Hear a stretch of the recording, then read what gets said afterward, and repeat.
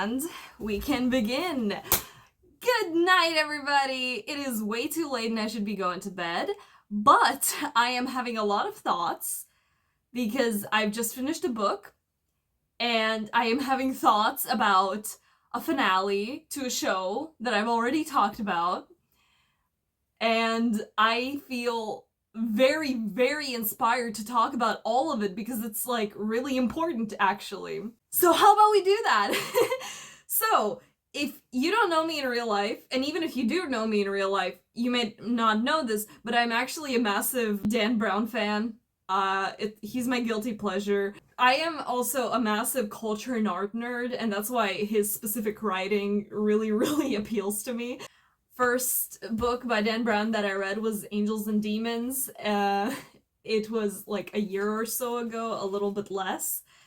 And I really, really enjoyed this book. It has flaws. It definitely has flaws, but I really enjoyed my time with it. And the messaging from the book that I got was also very, very impactful to me. So that's great. And the book that I've currently finished reading was The Lost Symbol. And originally I thought that as I was reading it, I thought that I didn't enjoy it as much as the other books, and parts of it are still true. It's definitely not as exciting per se as the others, like Angels and Demons and Inferno, but the ending has really turned me to the dark side, and this one might actually be my favorite now. From the 4 books that I have read, which is Angels and Demons, The Da Vinci Code, Inferno, and this one, I actually didn't really like The Da Vinci Code. I think its fame and notoriety is vastly overstated. It's like, I feel like it doesn't deserve the popularity it's gotten, especially compared to Angels and Demons, Inferno, and The Lost Symbol. That one's just kind of mediocre. It's readable. It's just fine. But at the same time, it's not particularly, outstanding compared to these, which I find really, really interesting. But why do I want to talk about The Lost Symbol and the finale to Good Omens again? And not even just the finale of Good Omens, but like the entire series as it's being told. As we know, this is a very turbulent time. We have a lot of issues in the world right now, and that's why I feel the need to talk about this specifically, because it's very important, and this book has genuinely inspired me so much just from just now having finished it, that I feel the need to share it. And yes, the book talks about how revealing the ancient mysteries is not like the best course of action, and even like noetics or whatever the science was in the book, like how in the wrong hands it can be used for harm. And what I am going to say is very much along those lines. But I feel the need to say it because I know the people who are like, I know people who are aligned with, with reality, betterment of humans, stuff like that, are gonna understand what I mean. So I'm gonna talk about what I want to say. And another thing that inspired me to talk about this was the absolute reaction to the finale of Good Omens. And I know I talked about it before, but I think we are, as a fandom, collectively ignoring the whole point. And I think that is sad. And I understand why it's happening. We got attached to Good Omens because of the characters. We love Good Omens because of Aziraphale and Crowley and the rest of the cast. I know that. I'm very well aware. But this love for these characters is overshadowing the entire point of the series, and we need to talk about it because it's very, very important, especially right now. let's do a little breakdown of The Lost Symbol. The Lost Symbol is a book about the ancient mysteries and mostly concerns itself with Masonic symbolism and motifs, which is very, very cool and very, very interesting. But deep down, this book at the end reveals that the ancient mysteries and the lost word, or the lost symbol, is like actually the Bible. And I know it sounds really, really stupid, but you need to actually read what Dan Brown writes about religion and Christianity specifically, because it's so much deeper than the fanatical American version of Christianity. It's so much more than that, and that's why I also really, really liked the messaging of Angels and Demons. The problem is that, again, a lot of people who claim to be Christians don't actually understand the Bible. And I'm not going to claim that I understand the Bible. I like Christianity on a purely aesthetic level and in these books. I don't believe in a Christian God. I feel like I need to put that out there because I'm coming from a woohoo Bible, woohoo Christianity point of view, which is maybe a little confusing considering the current political climate. In Angels and Demons, the whole point is how science is great and all, but you need, like, you know, a moral foundation, or else you're gonna come to a lot of destruction.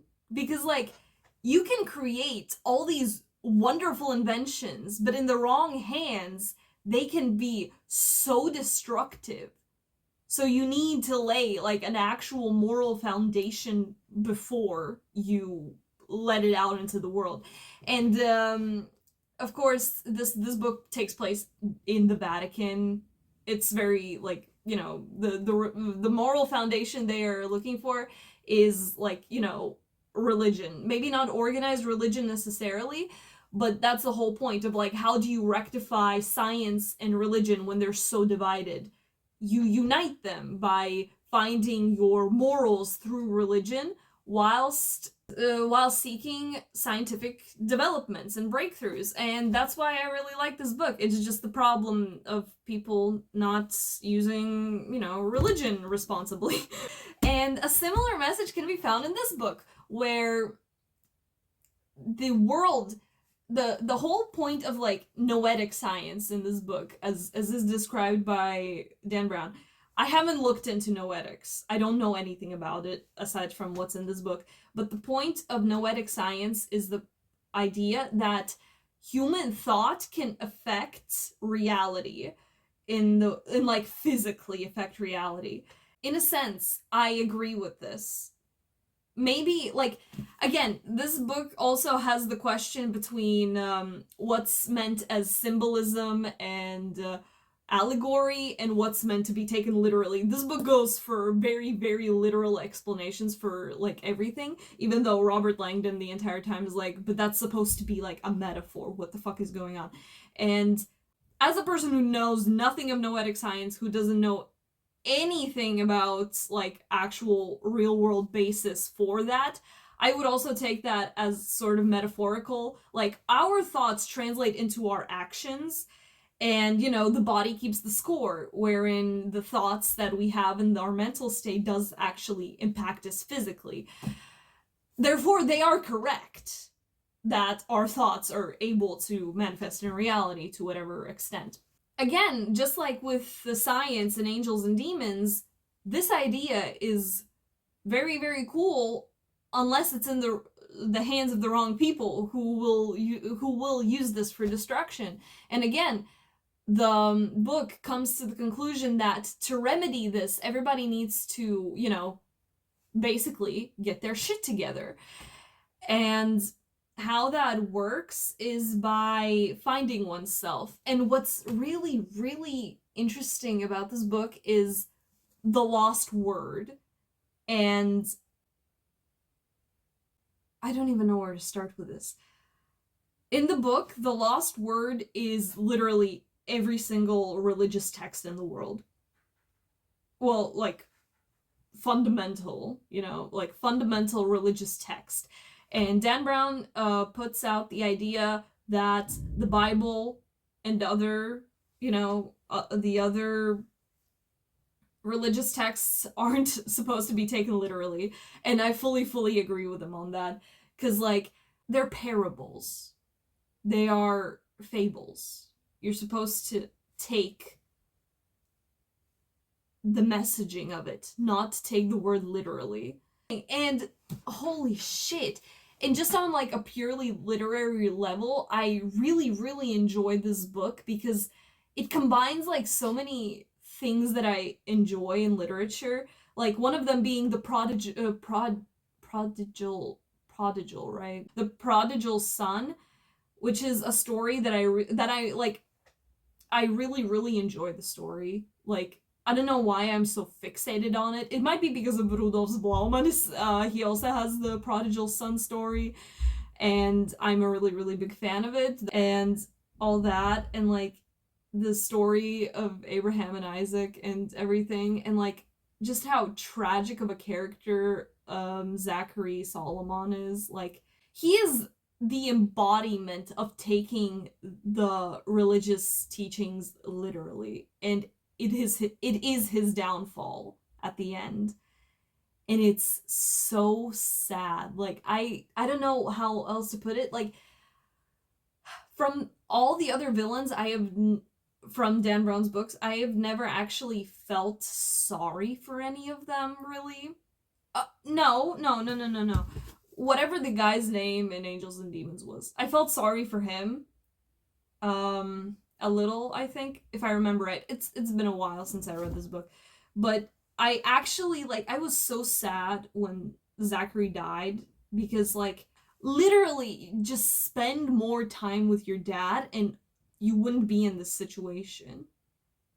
And it's impossibly sad, like how he is so close to getting it, but he's not, because he keeps blaming all of his problems on everybody else but himself, and refuses to take responsibility, which was the reason he was left in that prison and inadvertently leads to his death in the end. And it's insanely sad. And yeah, that's a bit of a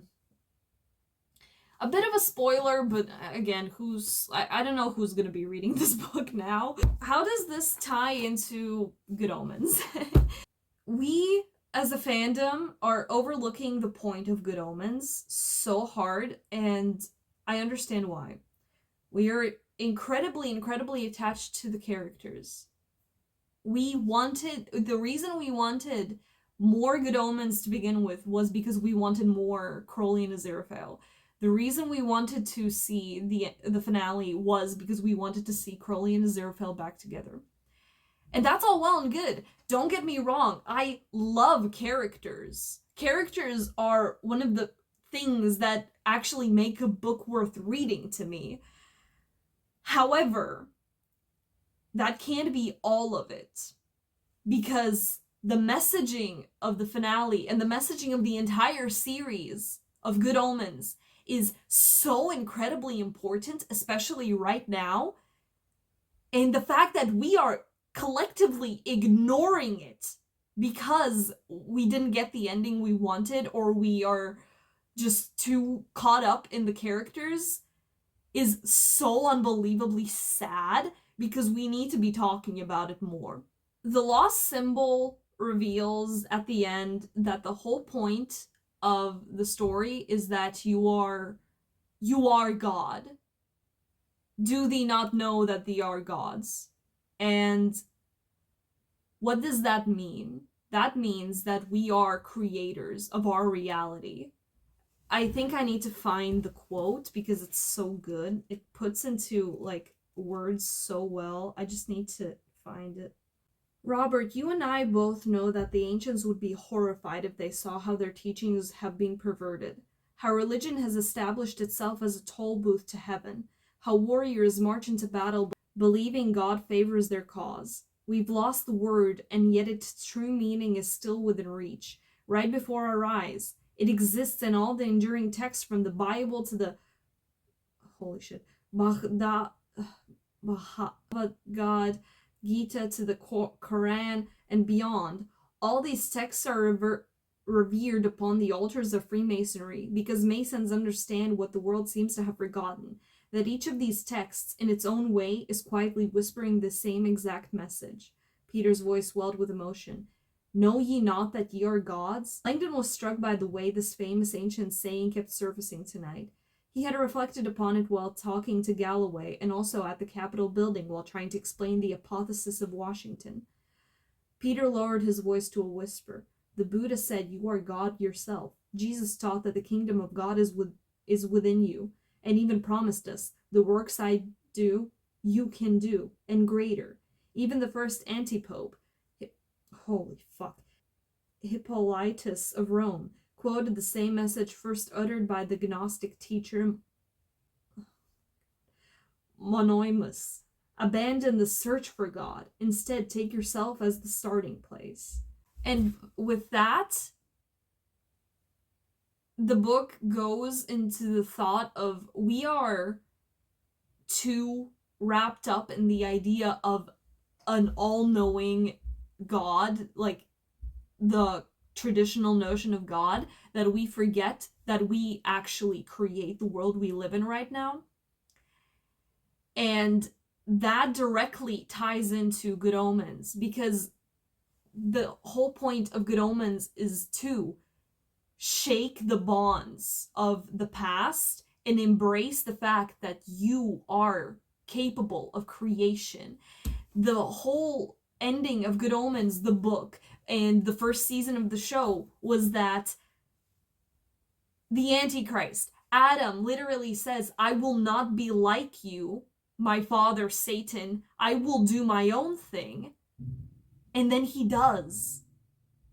He averts the apocalypse, the end of the world, because he has the power to imagine something different. And that is the ending of the finale as well. It is Crowley who is capable of changing the world, of course, with the Aziraphale.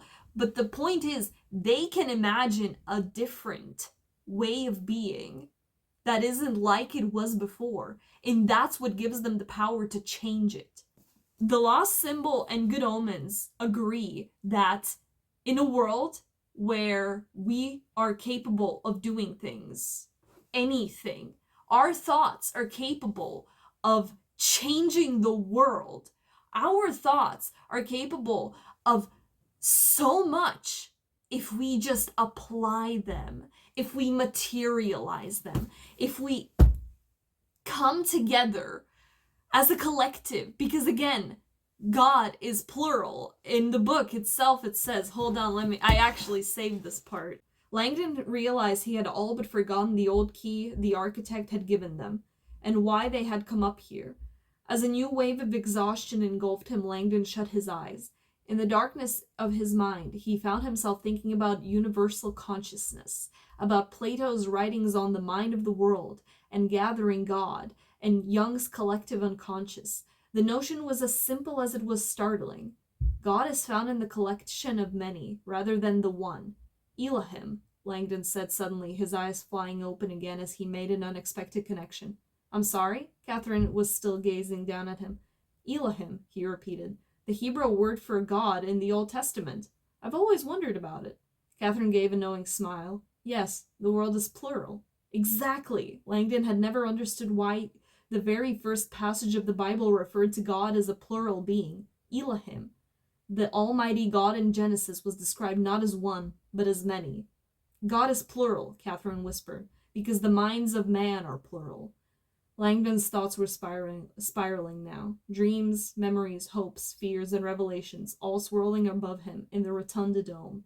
As his eyes began to close again, he found himself staring at the three words in Latin, painted within the apotheosis. E pluribus unum. Out of many, one, he thought, slipping off into sleep. All it takes is the ability to imagine something new, something better, to share it with the world and through everybody to make it a reality. Isn't that just wonderful? And that is the point of Good Omens that nobody is talking about. That is what Dan Brown wrote in The Lost Symbol. We need to be able to come together with the idea of making the world better, of making ourselves better. Just imagine it, and then share what you've thought of with the world, and all together make it real. Because we have the power. In the book, it is written that we are so afraid of thinking of ourselves as the creator, because it's a lot of responsibility. Admittedly, it is, but resigning ourselves to the role of the created robs us of the possibility of making any sort of difference in the world. And it's so potent that that The Lost Symbol takes place in Washington, D.C., that it talks about the founding of America so much, because what were the founding fathers if not people who could imagine a different way of being and making it happen? Isn't that just wonderful? And that is the point. That is the point of Good Omens. That is the point of The Lost Symbol. And that is what we need to realize. Our imagination can change the world. And we need to get there. And we will one day. And we need to start doing it. Because the longer we wait on it, the less actually time we have to make it happen. And that's what I have to say about that. And yeah, oh my god, I'm just so inspired right now. You may have noticed that my hair was wet during the video, and it still is. And that is because I read in the bath. I'm like freshly out of the bath, and I am donning a little coat. I don't have a turtleneck, so this is gonna have to do. This is my little off-the-cuff Robert Langdon cosplay. I actually really want to dress up as him for Halloween, but I know it's gonna be kind of pointless because nobody knows who Robert Langdon is.